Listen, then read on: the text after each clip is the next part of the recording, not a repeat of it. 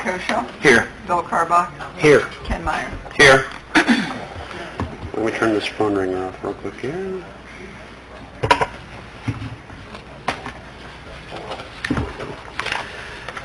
You were all emailed a copy of our minutes from our August 7th meeting. Have you had a chance to review those? If so, I'd look for a motion to either amend or pass the minutes.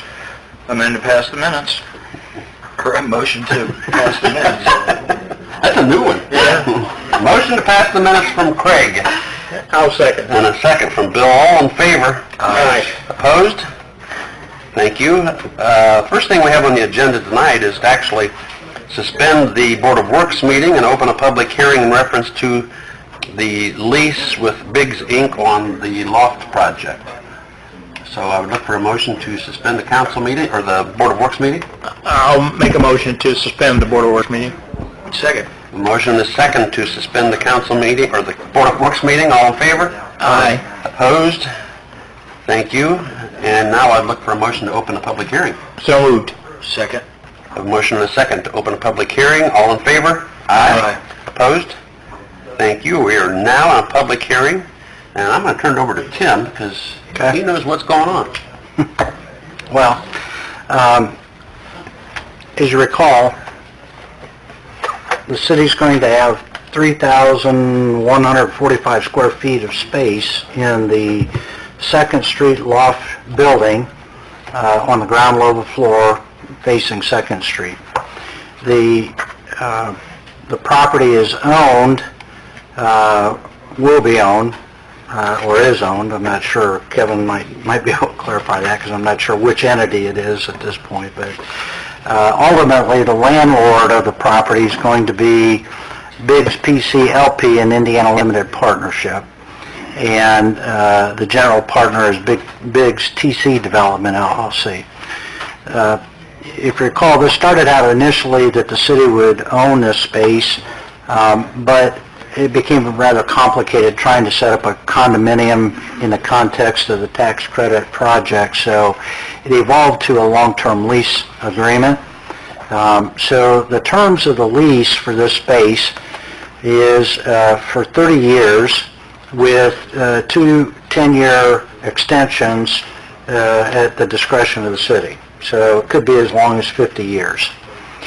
The purpose of the public hearing is to kind of review the terms of the lease and then receive any public comment regarding it, after which the public meeting would be closed, and then the Board of Works would consider adopting a resolution that would approve the terms and conditions of the lease, would authorize the mayor to sign it, subject to council approval. So there's going to be a second public hearing after this one held by the council in its meeting, and then council likewise will adopt a resolution that approves the terms and conditions of the lease and authorizes its execution. One other thing that the resolution does is it also waives getting 2 written appraisals to determine the fair market rental value for this space.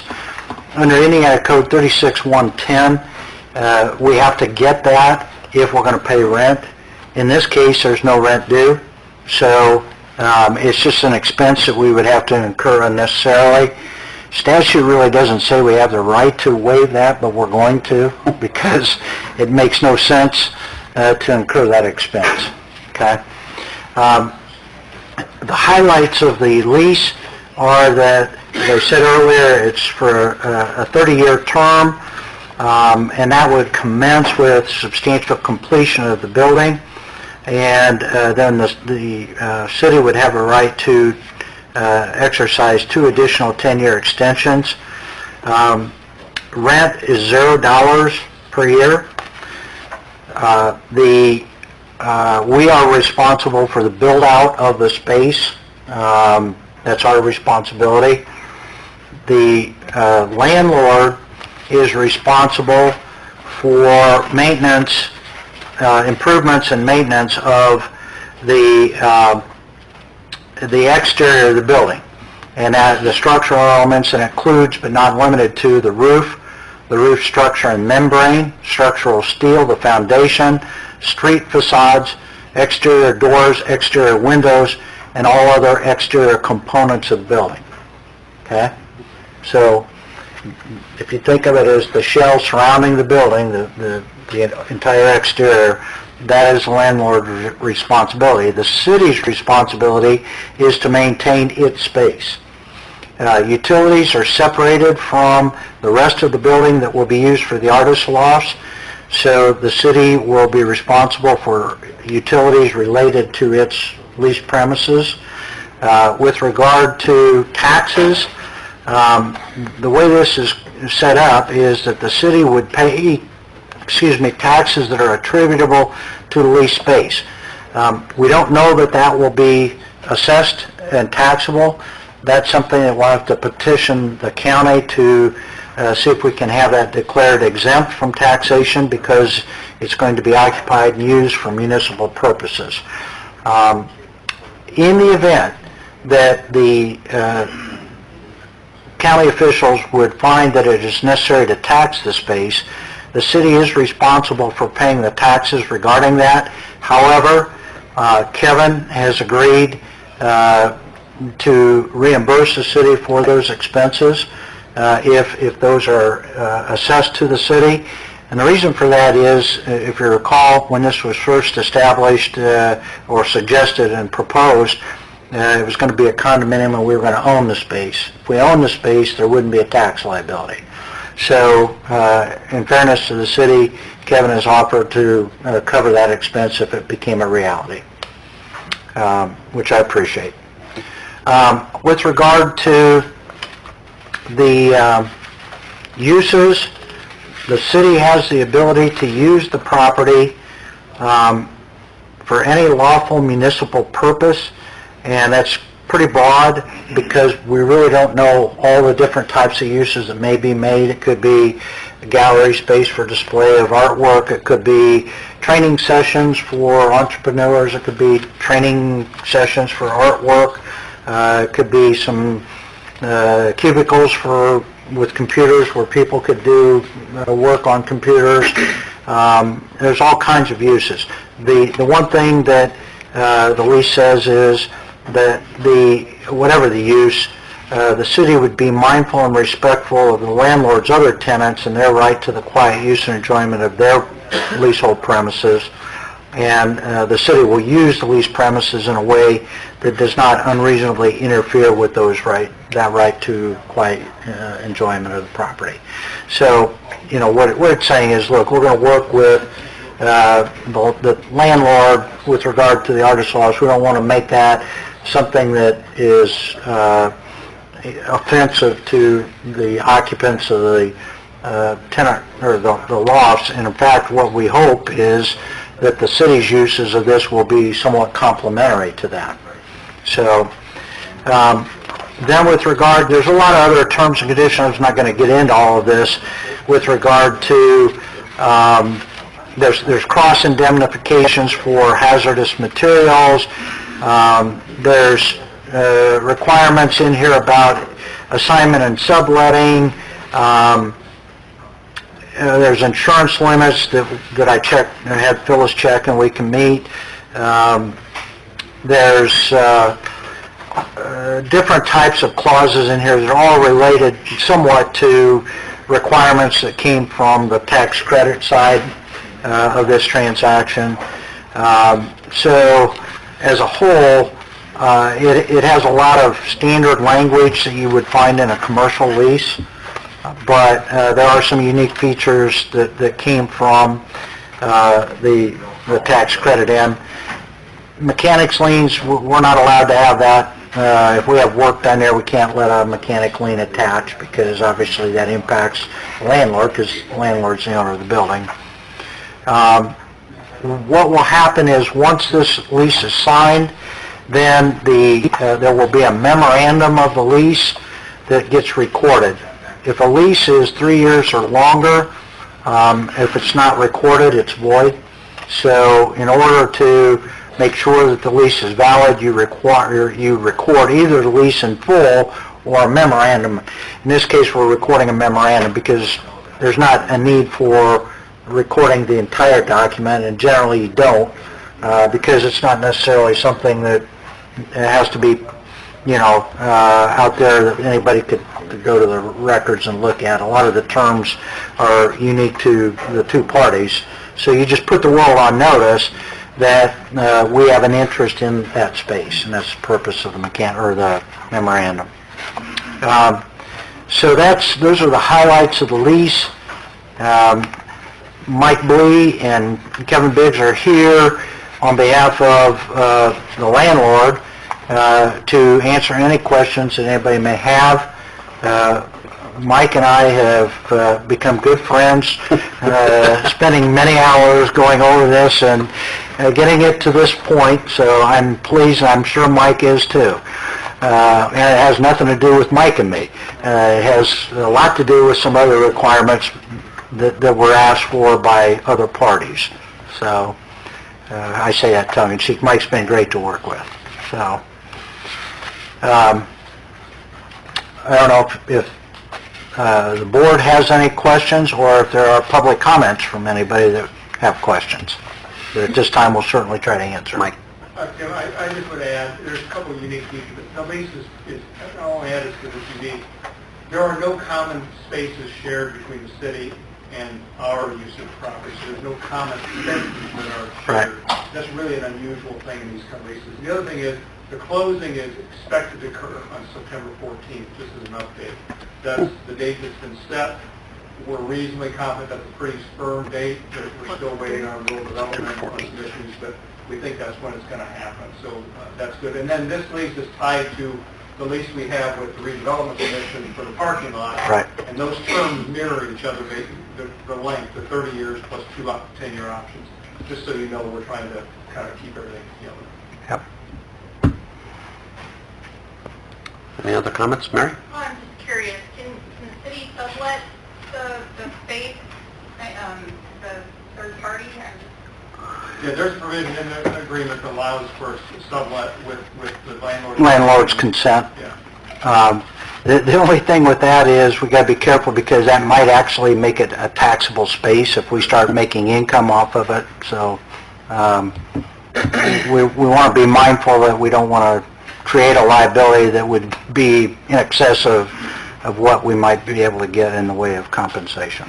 So If we have a retail shop in there for tenants and other local artists, whatever, to sell goods, does that impact the... if it's a commercial retail space, yeah, that would increase the tax liability. Because I think that was kind of part of the plan, since the tenants can't really do business out of their apartments. Is that correct?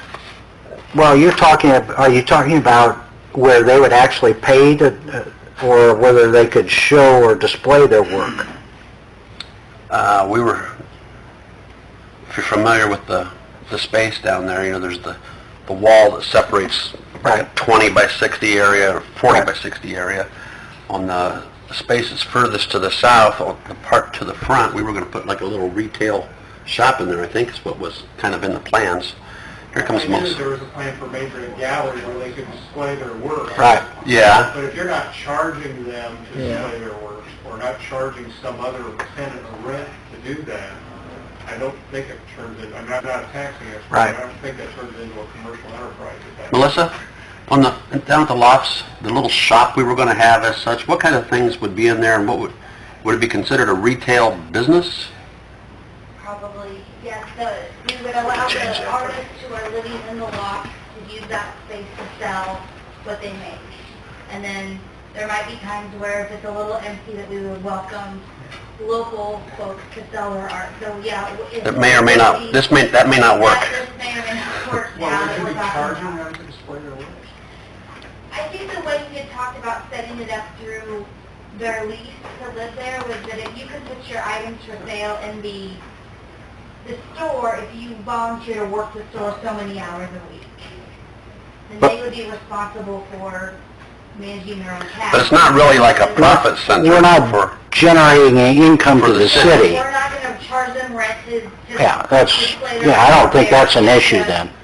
plain. Yeah, if we were establishing a store and then we were going to charge No. a rent or some kind of, some fee, then that might be different. But if it's just a matter of accommodating them so that they can possibly sell their own artwork, and we're not charging them, and So basically, like out in the gallery area, things will be for sale out there as well. These are just going to be for smaller things that they may have in mass, where there's... Well, the gallery might even be a show that's not featuring particularly those artists that live there. It could be Local. something else. Mm-hmm. But that they would have a place to sell what they have locally.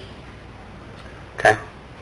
it's the city making the space available, but not where we're charging for that. Okay. So the city's going to pay the utilities and maintenance and cleanup of it? Yes. I mean, if you're going to make it available, then it would still be the city's responsibility. Now, if they want to make a contribution to the city, there's nothing that prevents them from gifting something to the city. What about accessibility, Tim? If they have product there that they're trying to sell, what is their accessibility? Can we secure, as a city, we secure this place? First of all, I wasn't aware that this was being discussed, 'cause I haven't been in that discussion, but I don't know how security would be to secure somebody's work product. And as we work through the design of the space, that's going to include, is it a key fob lock, is it a swap, is it a punch, so the whole space can be accessible as well as the store, maybe any of the tenants that are working have a code to the store, or those are things that need to work for. You know, this whole space to the front of the building that we're going to lease, you know, is it going to be the kind of thing that every day at 9 o'clock gets unlocked and locked back up at 5 o'clock? I mean, and if so, we've got to have somebody in there. You know, well, so I mean, there's a lot of things we haven't thought through yet. Well, and that's why this was left somewhat open-ended, because I have no clue what it's going to ultimately be used. We didn't want to pin ourselves down to specific use, so we just said any lawful municipal use. Just throwing this out there, I think a good set of senior citizen volunteers would be a great start. Then you have office hours that is open certain day hours, certain days of the week to come in and work or look at art or shop the store or... Okay. Kevin, how do the tenants get to their lofts? Is there another door that's going to be in the... Yeah. So good question. The design of the building, the primary access to the residents would be coming from behind the parking lot from the rear would be a primary access point. Okay. And there's a secondary access off the street, but it's separate. It's that door furthest to the south. Yeah. To go upstairs. Good. It's got 2 points of egress, but there's not a primary access point coming through this leased space in the city. Bill, if you attach to the lease, Exhibit B shows the layout of the ground level floor. Okay. So here's the stairwell that goes up to the lofts. Off 2nd Street. Off of 2nd Street.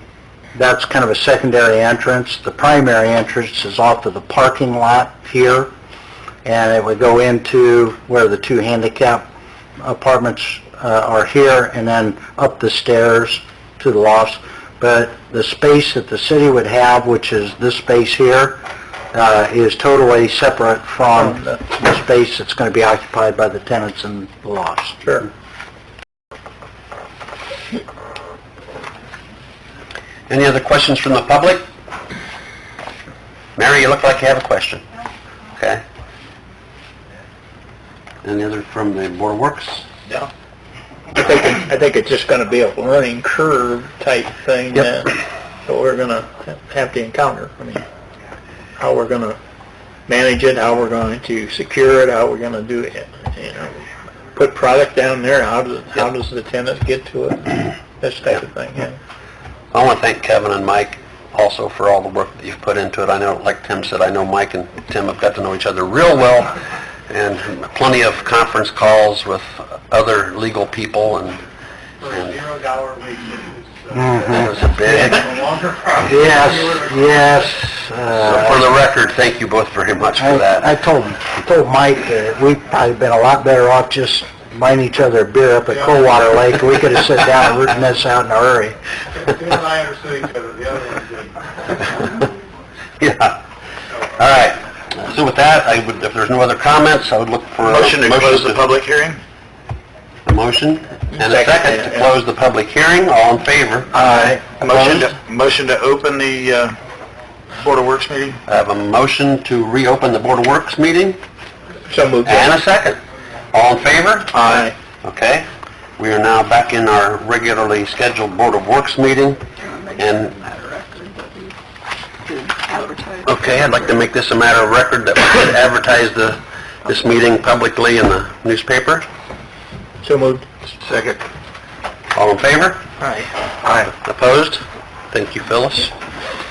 So the next thing then we would do would be to introduce and adopt an agreement confirming A resolution. a resolution, I'm sorry, confirming the agreement of the lease, and then we go through the same process at the city council meeting, correct? Yep. Yep. So everything you said already, you're going to say again, don't you? Yes. Yep. Okay. So I'd look for a motion to introduce resolution number 2018-16. Somebody say something. Make a motion to introduce short this title resolution, 2018-16, a short title only. I'll second Bill that. seconds that. Thank you. All in favor? Aye. Tim?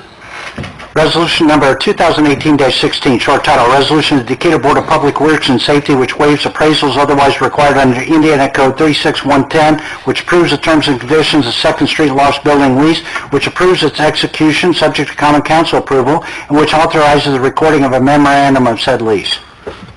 So I would look for a motion then to adopt resolution 2018-16. I'll make a motion to adopt Resolution 2018-16. And do I say short title? You don't have to. Okay.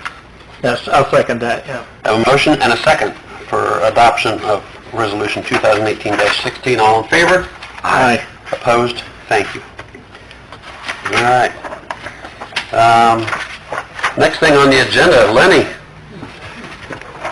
Bring those two well-dressed guys up here with you. Come on, guys. Lenny, turn the microphone on there if you would.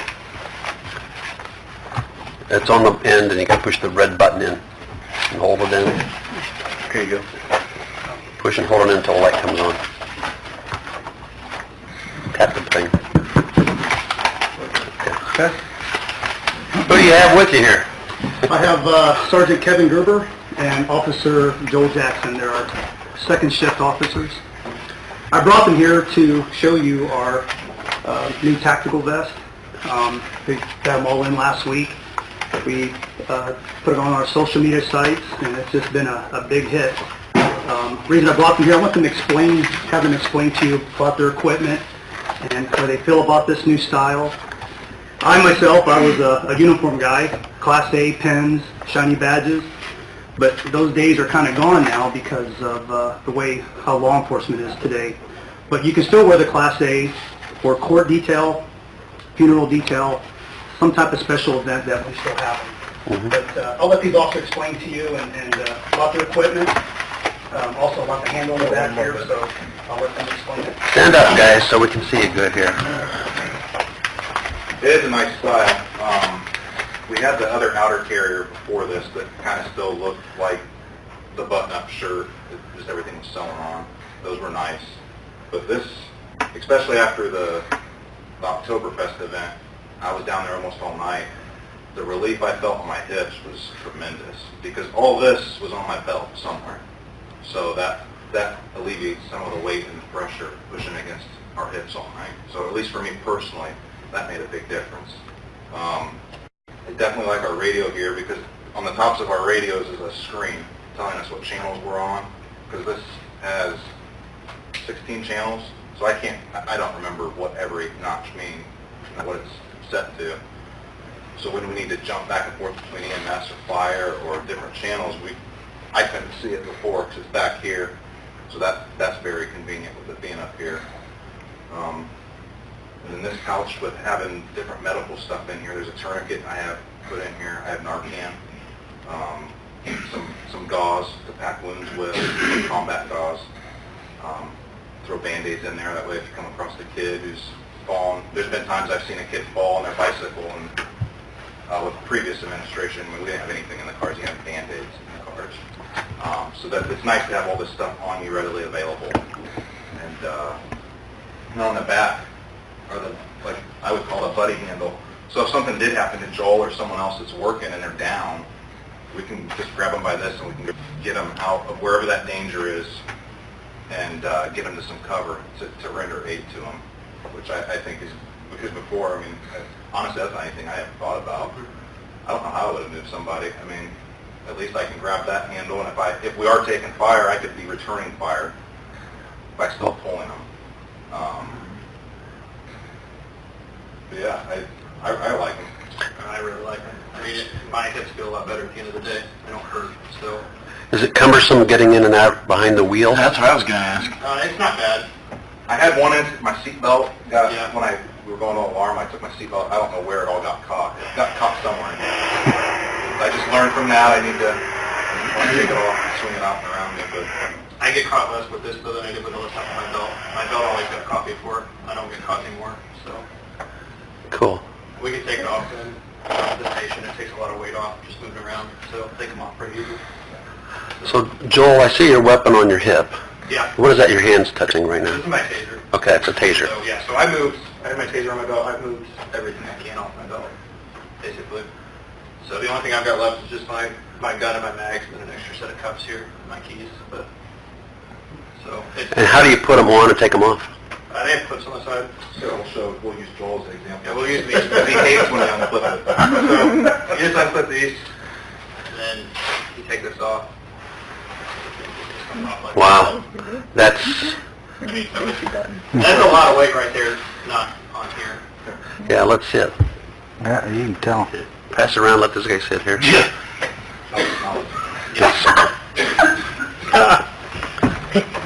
Gerber. Oh my God! You're in another gun. Backup gun? That's a taser. What do you estimate? That's The weight. So you have one I know gun, total, one once I taser. get ready at the end of the day, Yeah. or between my boots and my uniform and stuff, I gain like 38 pounds. 38 pounds. So between like my belt, my gun, my panels, everything. I think there are plates in them, but they're not metal plates anymore. What's that? And then also, in addition, not just to the new vest, but by upgrading our firearms and going to 9mm, I have almost 100 rounds on me right now, which makes, I like that versus with the 45s, I had 22 rounds on me. So I mean, in the event, just the most horrible thing happens, we all have almost 100 rounds on us of just our handgun ammo. And when you get ready to go to work every day, it's a lot easier than putting all those little pins and buttons all over the dress uniform. Yeah. I mean, this is, you put on a polo shirt, or if it's winter, you put on a long sleeve shirt. And Yeah, I mean, getting called out, I mean, it was like, okay, you got to put all that stuff together, and then, this one, just throw it on. Also, we got a new style of polo shirt. It's more of a dry fit. Kevin has what I kind of have. When I took over as chief, I bought a couple. I like to get them a year's worth out of them, then I'll probably buy these. Those guys are a lot more cooler when it's hot out. Those get kind of sticky when you get hot and sweaty and humid, so I did buy a long sleeve, and the guys are going to long sleeves too. We'll still have our patch and our American flag on there for our identification purposes. But, I got to tell you, when I took over, these young guys had a lot of ideas, and what I'm trying to do as chief of police is listen to those ideas and get them what they need to do the job. I'm doing a lot of upgrading right now. I just talked to Phyllis earlier. I spent more in my law than I wanted to, but, a lot of the stuff needs to be changed in the last probably 5 to 8 years, really. Rifles, I'm trying to work something like that, which I'll ask you guys in a couple weeks. You'll find out my request. But our rifles are 20 years old, so I'm just trying to get our department to get these guys what they need. And everything that me and Mike may have been doing is doing it because they are asking. And, I want to be a good listener. And if in the budget, I mean, it's not my budget, but, he did leave me a pretty good one. And Phyllis has been a dream to work with on that. you're going to get results. Just like example last night, if you want to find Lenny Krell at 9:30 at night, I'm at McDonald's with some friends, so I leave, actually Hardee's last night. Yeah. If you're I leave McDonald's, Hardee's about 9:45 p.m. and I go on 12th Street to Monroe, and I look to my left, there's 3 squad cars at 10th and Monroe. I pass by, the guy's got a guy out. Turned out later, they made a traffic stop, and the guy had approximately 5 grams of meth on him that he was going to sell in Decatur. So they made a good arrest last night. And when I give talks to clubs, organizations, or anyone, I'd always tell people, look at the police blotter in the paper every day. Look how many arrests these young officers are making. Based on their training, based on the equipment, the canine dogs, they are really doing a great job. They really are. And as far as me as the department head, I'm just trying to give them the necessary tools they need to keep doing that job. And so far, they didn't seem happy. Morale seems pretty good. That's an important thing. But they're doing a real fine job. And in addition, with this type of a uniform versus the Class A, I mean, before, the Class A pants, by the time you buy them, you pay for the hemming, sometimes you have to pay for the stripe to be put on them. You're over $100 for a pair of pants, and then you go to work, and if you end up wrestling with a guy, the tiniest things snag those and they ruin them. And so these are a lot more durable and friendly when it gets into that, where we're searching houses or cars. And the places we're in searching, they're not well put together places like this. I mean, okay, so that makes a big difference too. I bought a pair and I wore them at the concert at German Fest. I actually like those style of pants, so they're comfortable and they still look like a police uniform. So, but I just want to have the guys show you. All the officers have them now, and when we get our reserves uniform, they'll be wearing those. Trent Bussey just got his in. Was it last week? Because he's the one that didn't get one, but it came in, so he'll be at the school wearing those. So we got a lot of positive feedback from the public, and I also got a couple of. I shouldn't say a couple departments, but Bluffton is even trying to go to something like this. I went to a retirement party yesterday, and they love them. So talk to your chief, see what he says. hey, I think it's great. Just don't ask for too much. He does have a budget, so Yeah, a little bit at a time. Yeah, we're getting there, though. Yeah. We're getting there. But thanks, you guys, and pass the word to all the officers and other sergeants for the work you do. I know, everybody thinks you're just out there patrolling and pulling over a speeding traffic offender from time to time, but like Lenny said, more times than not, when you pull someone over, there's more to it than just pulling them over. I know that. Lenny tells me that all the time, that more times than not, because of the training you guys have, you can kind of detect when something else is fishy with the... When I heard about the arrest of me last night, Kevin just told me that this guy admitted he was going to sell in Decatur, the meth, so... He gets $40 more indicator. than where he's from. I mean, it's really nice that he admitted that, because Yeah, it just took him strengthens up our several levels. And we appreciate the job you do. Keep us safe. Thank you. Yeah. Thank you. Lenny, did you want to discuss anything else while you were up here? Were you going to talk, what was it we had? Was it about the new hiring? No. Cost for new vehicles? Yes. Did you want to talk about that tonight, or? Well, I can give you a little heads up here. The Tauruses are being phased out after 2019. Me and Deputy Chief Mahan talked to Courtesy Ford. They are going to a police interceptor SUV.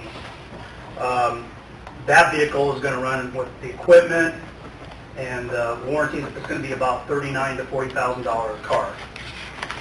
I see no need to buy 2019 Tauruses and get all the equipment, and then a year later they're not going to be any good after that car is gone. We trade it in or whatever, or keep them for the sergeants as I requested. But I think that's what I'm leaning toward at this time, so I just want to give you guys a heads up. I talked to Phyllis about the low of the cars.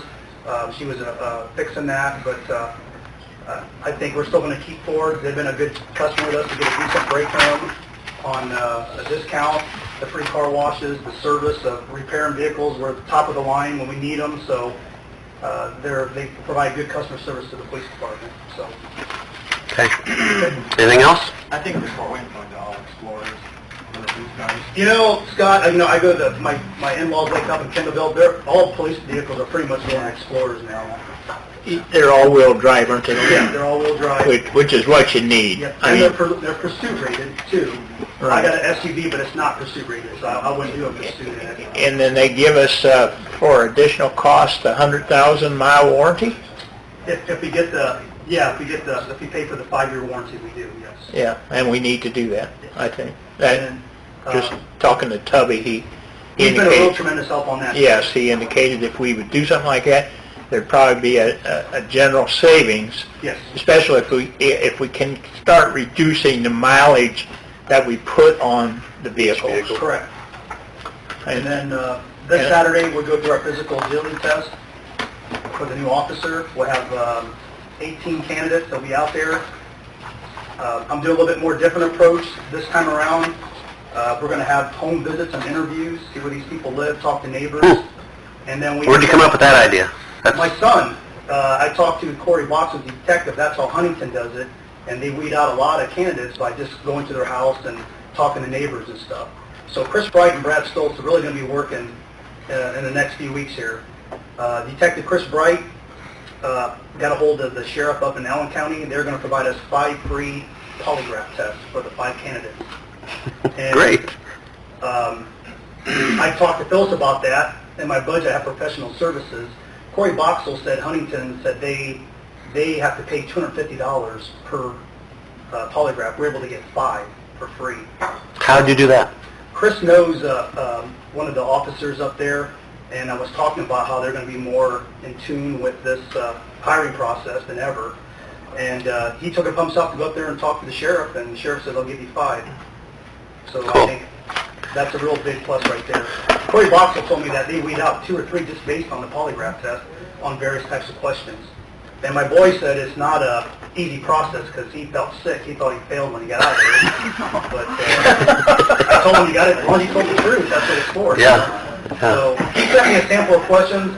I'll send them to you guys if you want to look at them, see what they asked. But it's about a 1.5 hour test. They have to- Really? Yes. Wow. Oh, that's We're interesting. making some progress. Yep. New techniques for hiring officers. That's really interesting. Thanks, Lenny. Yep, thank you. Excuse me. Next on the Board of Works agenda is the approval from the Board of Works for the utility forms that Kevin Hackman has prepared. There's 2 forms. The first one, Bill, did he email this to you? No. Pass this down to Bill. He emailed it to all the council members, but I forgot to email it to you. The first form is the form that the landlord would fill out and then attach to that all of his rental properties. And he would bring that to City Hall so that the clerical girls would know every property that a landlord owns. And without that, everything would remain in his name. It wouldn't go in the tenant's name. The second form then is a form that each landlord would want multiple copies of, and he would sign the bottom of that and give that copy to every tenant as they're getting ready to move into an apartment. They would get a copy of that. They bring that to City Hall, fill that out, have to provide a photo ID, and then they can have the apartment in their name or the house. So we needed to approve these for Kevin to go ahead and use. He has a few of them already. Some of the landlords have been proactive and already got their forms filled in, got themselves set up on our portal, even though this actually isn't due until October. Excuse me. So any questions? No. They look real good. Kevin couldn't be here this evening. I told him as long as he emailed it out to everyone for them to review. He's been showing me Yeah. these kind of as he's been doing it. Any so. questions from the 3 of you? Yeah. And very thorough. Kevin's done a really good job on this. Well, the nice part, he's taking his time, Yep. and hopefully we get it right. Yep. Yep. So it started with Scott's first meeting. Here we are, here. You need a motion to approve that Yeah. application. I'll make a motion to, Both forms. I'll make a motion to approve the forms that Water Department, or Kevin has. Utilities Department. I'll, For the Utilities Department. I'll say that. Thank you. I have a motion and a second to approve the 2 utility forms that are prepared for property owners with rentals. All in favor? Aye. Opposed? Thank you. The only other thing I have, and I'm just going to kind of update briefly here, what's going on with Cottonwood Estates, the latest, greatest news that we have. The city entered into that agreement with him to tear down 2 mobile homes as an experiment. That went well. We then went back to him and asked if he would like us to proceed with more. He said yes. We told him we needed to wire us funds to do so. He sent us some funds. It wasn't a lot of money, but he did send us some funds, and once it was received into the escrow account, the very next day he called and he says, hey, don't do anything, don't tear any trailers down. He says, I'm actually going to hire someone from Huntington, an excavation company from Huntington, to come in and do all the demolishing. He says they're going to bring in large bins and haul all the trash out. He says my reason for doing that is just I can pay when the work is completed rather than having to pay as I go. And I said, that's fine. So he has been in and picked up the escrow check that he had submitted. And since then, he has been crushing units, but not hauling them out yet. And some of that has to do, if I'm not mistaken, Kurt and Don, you guys can help me, does it have anything to do with the utilities or the gas and the electric? Yeah, he's not quite sure which meters are active as far as gas and electric, and we're dancing through some hoops right now with AEP. They're throwing a few wrenches in the works, but they're working with us. Mm-hmm. So that was that, and then yesterday I talked to Nick Koss, and he informed me that the buyer he had for that property has backed out, forfeited the deposit, the option money to him, and he no longer has a buyer. So we're kind of back to square one as far as him having that place sold. He says he does want to continue with the demolishing of the trailers and getting all the demo out of there. That was yesterday that he told me that. I went out there today, and that, what is that thing called, Don? The excavator has not moved. They didn't do anything today. So whether it was weather related or whether he's pulled them off, I'm not sure. But that's the latest that I can report. Any questions? What if in a month there's still 15 Piles? demolished piles in there? It's a good question.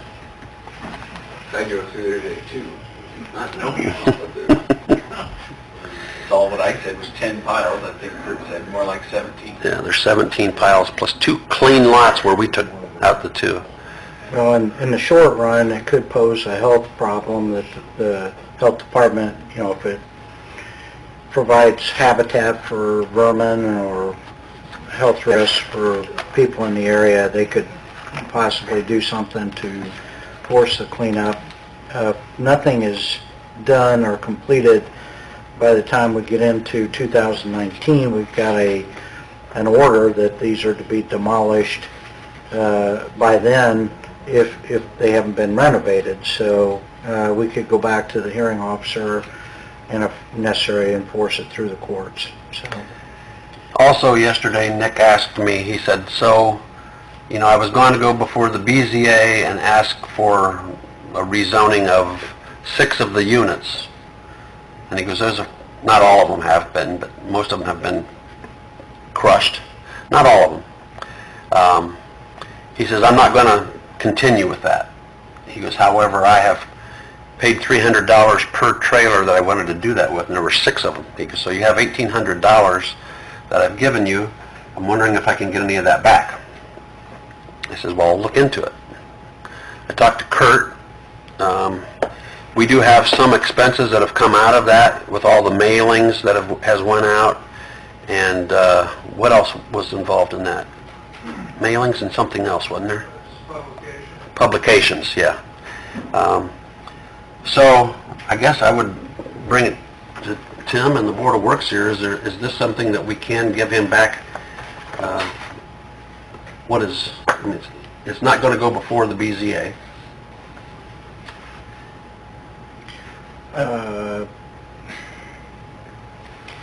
I suppose if Board of Works and BZA both approve a refund, I don't think... After our expenses. Yeah, but you're setting a precedent. Whether you want to do that or not, that's up to you. Kurt's got some. Yeah, Kurt. Doesn't they owe us money for water bills? Well, he's not past due, I don't think. He's current. But, yeah, he will be past due again. Yeah. Yeah. Kurt, how would you take care of a lesser amount? Just curious. I mean, if somebody comes in and you start the proceedings with the mailings and asking for signatures from the neighborhood, and you put it in the paper, and they say, geez, I changed my mind, And we would, whatever costs we've incurred, we would deduct from that. and give it back? You would? Have we done that as our practice in the past? We haven't done it in the past. But since you've been in here, we haven't had that happen, correct? It hasn't happened, but I guess it would depend on... Did you run that by Sharon by any chance? I know you and I talked about it a little bit. But Yeah, I mean, and if We've we... never done it before. I mean, technically, they don't come in front of the BZA. Yeah, that expense is not there, so I mean, it may be something that the BZA needs to establish a policy. Yeah. Because it really is a matter before the BZA. I'm not even sure it's a matter before the Board of Works. But BZA probably needs to establish a policy with regard to a refund or partial refund of an application fee if prior to the hearing the applicant withdraws the petition. But as Kurt said, you incur expenses based upon the filing of the petition, so I think clearly the city should recoup any expenses that it incurred in reliance upon that going forward. is this something I should take before the BZA at their next meeting before we make a decision? Yeah, I really think the BZA needs to address that. well, I think if you're going to do the BZA, you might want to consider Plan Commission too. Well, the same thing could be also approved by the Planning Right, because Same they have thing some could happen plans there. taken back. I think the other thing is we probably should find out if there's been a prior practice of doing that or not. And Kurt could probably find that out by talking to Sharon. Sharon, she's been here a long time, she would know. Okay. You may check around with other communities and see what they do in that kind of a situation.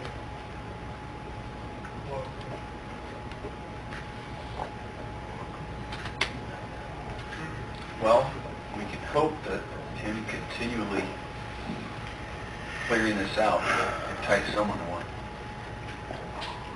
Mm-hmm. I mean, it does look a lot better than it did.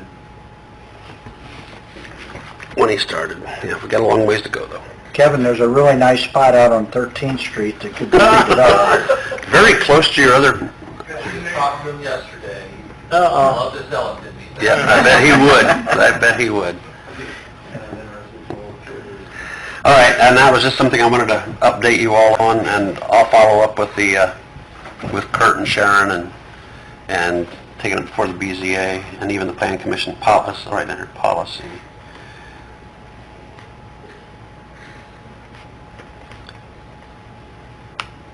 Okay. Kevin, you told him you would not buy it in that condition. Is that what, is that what I heard there under your breath? That you kind of said, I don't want it with all the trailers in there? Well, I told him I don't really have a desire to just control that site because it's across the street for what he's asking. Yeah. You know, if I can find a productive use for it or come up with, subdivide it where it would make sense and get someone to purchase it, then you have to kind of work with them. Yeah. But I have no desire in the condition that it's in maybe you can do the city a favor and call him back up and say, I would never buy it in the condition it's in right now. We can't seem to convince him that it's in bad condition. He seems to think it's not that bad. So, okay. I can see that a little bit. I talked to that. Yeah.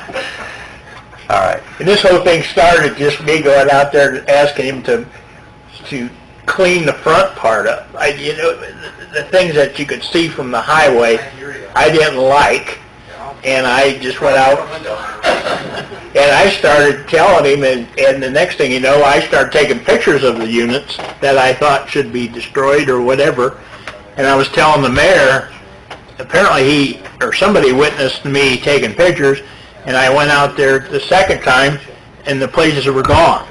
And I told the mayor, boy, I got the work done pretty quick. Well, it turned out all he did was move them to the back, which I found out. So. Yeah. Tim, do you have anything tonight? In addition to what we've already covered? Well, the only thing, there was we were given a copy of architect contract with MKM for developing bid specifications and the plans for the build-out of the space at the 2nd Street loft. There's some issues there that I think need to be discussed before we can enter into that type of an agreement, so... Very many issues? Well, there were a few. Okay. We talking about over here? On the loft, On the loft. we're going to use MKM, the same company that Biggs is using for their build-out to do the design work for us. Did the kids get all the brick cleared off Yeah. inside the building? Yeah, Does it look pretty sharp? yeah. So we don't really need to put a bunch of drywall or anything on the exterior, do we, or on the exterior wall? No, but there's still a lot of design work that has to be done with all, all the electric has to be planned, the heating. This is what they would do for us. And then if the project is going to cost $150,000 more, you have to bid it out. So you got to have bid specifications. And we can't bid it without this. Right. It's a 25-page document, just to okay them to do this. Basically, it's about $1,000 a page. I see. So, yeah, I know there were a few changes that needed, but was there anything that was really critical? Well, a lot of it's standard language that you're going to find in an Yeah. architect contract. Okay. So there are some changes that need to be Okay. made. They're not, insurmountable. Okay, well, you and I can talk that, and we'll Yeah. approach them, get Yeah. it done. Anything else? No, not for Board of Works. Questions? Craig, you look like you... No, I just, go ahead. Okay. Do we need to approve anything is what my question is. I don't think so. We already okayed to move forward with MKM. All right, if nothing else, Phyllis, do you have anything? Nothing else? I'd look for a motion to adjourn the Board of Works meeting. Motion to adjourn. Second. I have a motion and a second to adjourn. All in favor? Aye. Opposed? Thank you. We are adjourned.